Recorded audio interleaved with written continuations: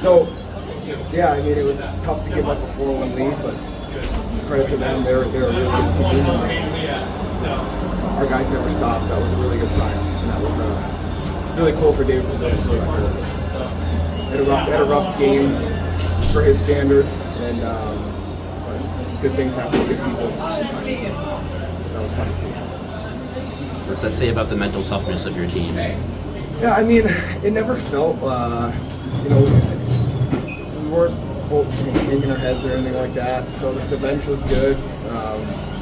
They were just making plays and scoring goals, and we were doing that the first half of the game. And it really we had a couple chances probably to go 4-5-1, and we started passing up shots and trying to jump in the offense. And their second goal, we tried to jump in the offense with that play. Brazil tried to jump in offense with that decision. They get a 2-on-1 score, change the whole dynamic of things. And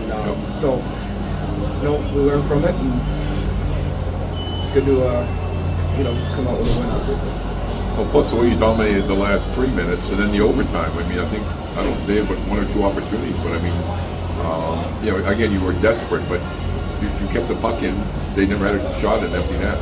Yeah, I mean, we took a penalty with 2 minutes left, which usually, when you're down a goal, usually ends the game. And, we won a face-off. Harrison Scott won a bunch of draws. I think it was Harrison that won a face-off in our zone.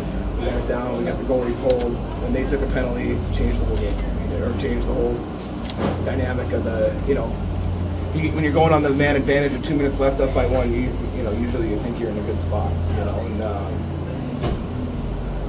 we were able to get it down in their zone and get the goalie out and kind of changed everything.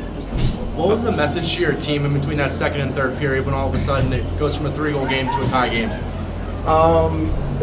We have, maybe the best team over the last 5 years of college hockey at our rink with a tie game going in the third period to sweep a weekend. Any of us would have been happy with that. So no one's going to feel sorry for us that we let a 3-goal lead go. It's a 0-0 game going in the third period. What a great opportunity. How about your goalie tonight? Thought he kind of fought it a little bit at times. Yeah, he made some big saves. The second one I think he put in himself. That 2-on-1. The third one I don't know if it was deflected. I haven't seen all the tape on it. Yeah, but he won us the hockey game. Might not have been his best game. He won us the hockey game, and he'll be fine, obviously. What does this do for your team with some big weekends coming up?